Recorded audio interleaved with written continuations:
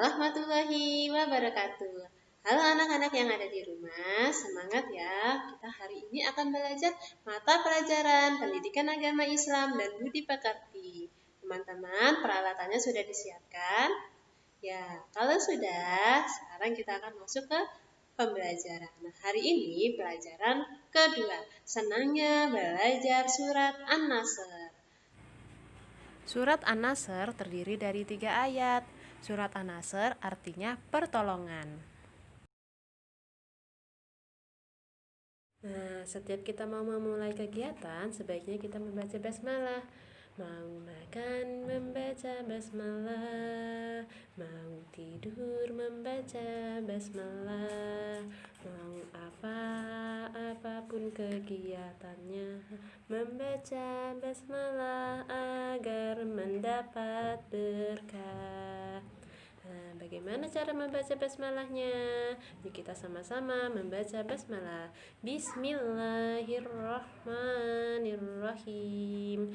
Dengan menyebut nama Allah yang Maha Pengasih lagi Maha Penyayang.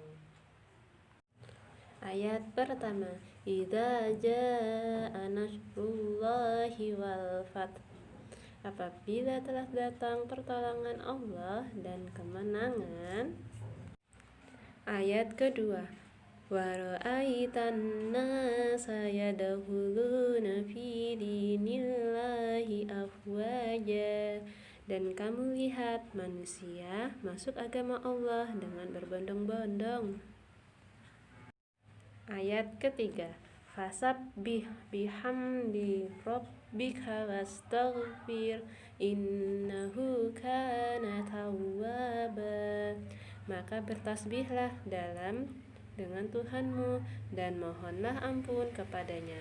Sungguh Dia Maha Penerima taubat. Shadaqallahul azim. Di dalam surah An-Nasr ini, Ibu Guru akan menjelaskan tentang makna kenapa ya Allah menurunkan surah An-Nasr yang artinya pertolongan. Nah, sekarang teman-teman disimak ya video berikut ini. Simak dengan baik dan teliti.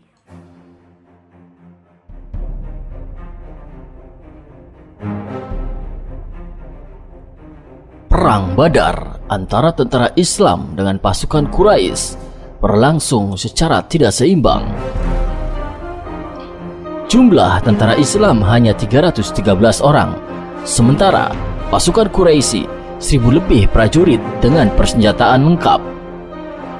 Namun, tentara Islam yang dipimpin langsung oleh Rasulullah SAW berhasil meraih kemenangan besar.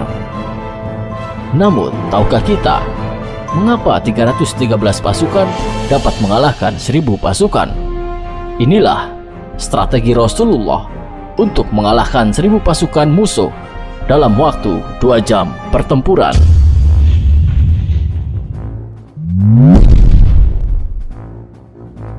Strategi pertama, dikirimnya Hamzah bin Abdul Muthalib dan Ubaidah bin Al-Haris. Rasul menunjuk pamannya Hamzah bin Abdul Muthalib pada 1 Ramadan 1 Hijriah untuk menghadang pasukan kafir Quraisy yang kembali dari Syam atau kini Suriah dengan pasukan sebanyak 300 orang. 1 bulan kemudian, tepatnya 1 Syawal 1 Hijriah, Rasul menunjuk Ubaidah bin Al-Haris untuk menghadang kafilah dagang Quraisy dengan jumlah pasukan 60 orang.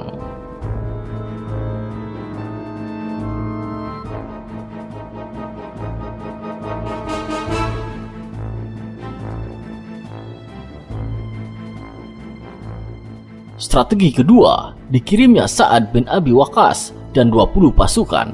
Pada 1 Dzulqa'dah 1 Hijriah, Rasul mengirim pasukan sebanyak 20 orang yang dipimpin Sa'ad bin Abi Waqqas untuk melakukan hal yang sama, yakni memata-matai pasukan Quraisy. Strategi ketiga, Rasulullah dan 70 pasukan. Bulan Safar 2 Hijriah, Rasul mengangkat Sa'ad bin Ubadah sebagai pejabat sementara di Madinah untuk menggantikan posisi Rasul di Madinah. Rasul membawa 70 kaum muslimin untuk mengintai kaum Quraisy. Strategi keempat, Rasulullah dan 200 pasukan. Bulan Rabiul Awal 2 Hijriah, Rasul membawa 200 orang untuk menghadang kabilah dagang Quraisy yang dipimpin Umayyah bin Khalaf dan mengejar pasukan Quraisy karena merampok hewan ternak milik umat Islam. Rasul menunjuk Zaid bin Haritsah sebagai pengganti posisi beliau di Madinah.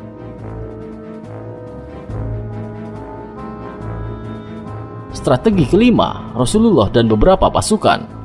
Bulan Rabiul Akhir 2 Hijriah, Rasul membawa sejumlah pasukan untuk menghadang kafir Quraisy yang hendak pergi ke Syam. Urusan di Madinah diserahkan pada Abu Salam al-Makhzuni. Strategi keenam, dikirimnya Abdullah bin Jahsy. Bulan Rajab 2 Hijriah, Rasul mengirim pasukan ke Nakhlah yang dipimpin oleh Abdullah bin Jahsy untuk mengintai pasukan Quraisy. Setelah terkumpulnya data-data dari hasil memata-matai beberapa kali pasukan Quraisy, Rasulullah yakin akan kelemahan pasukan musuh. Namun tak luput dari itu, Rasulullah senantiasa memohon perlindungan dari Allah Subhanahu wa taala. Dan akhirnya pada 17 Ramadan 2 Hijriah terjadilah perang Badar, dan sejarah mencatat inilah kemenangan pertama umat Islam dalam perang Badar.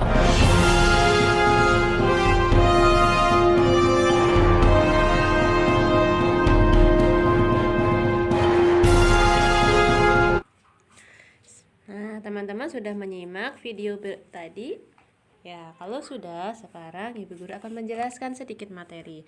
Pada zaman Nabi Muhammad SAW berdakwah, Nabi banyak menghadapi perlawanan. Para pengikut Nabi ada yang diusir, difitnah, sampai diperangi dan dibunuh. Sebenarnya jumlah orang kafir lebih banyak dibandingkan orang yang beriman atau orang Islam. Meskipun jumlahnya lebih sedikit, pengikut Nabi tetap berusaha tegar. Nabi memenangkan hati pengikutnya bahwa Nabi telah berusaha menjadi pemimpin yang tegar, yang baik, yang soleh. Nah, setiap perjalanan Nabi dan pengikutnya selalu berdoa kepada Allah Subhanahu wa taala supaya mereka ketika mereka berdakwah mendapatkan perlindungan dari Allah Subhanahu wa taala. Terbuktilah dalam beberapa peristiwa ketika Rasulullah SAW sudah terdesak diperangi, walaupun jumlah mereka sedikit, kemenangan tetap berpihak kepada orang-orang Islam. Contohnya seperti peristiwa perang Badar. Jumlah tentara Rasulullah hanya sedikit, sedangkan tentara kafir Quraisy tadi berapa orang? Banyak ya, banyak sekali. Pada saat perang berkecamuk, Allah Subhanahu wa taala menurunkan bala tentara berupa malaikat tidak diketahui orang kafir, sehingga pengikut Rasulullah SAW memperoleh kemenangan gemilang. Ada dua hal yang dicatat dalam surat An-Nasr adalah setelah pertolongan Allah Subhanahu wa taala turun dan orang mukmin mendapatkan kemenangan. Yang pertama, orang-orang kafir berbondong-bondong masuk Islam karena Allah Subhanahu wa taala memberikan hidayah kepada mereka. Kedua, orang-orang mukmin membaca tasbih karena kebesaran Allah Subhanahu wa taala. Demikianlah tadi materi pembelajaran kita hari ini. Tugasnya adalah menghafal surat An-Nasr. Jika sudah hafal, kirim video atau voice note ke Ibu Guru Eka. Terima kasih semuanya. Assalamualaikum warahmatullahi wabarakatuh.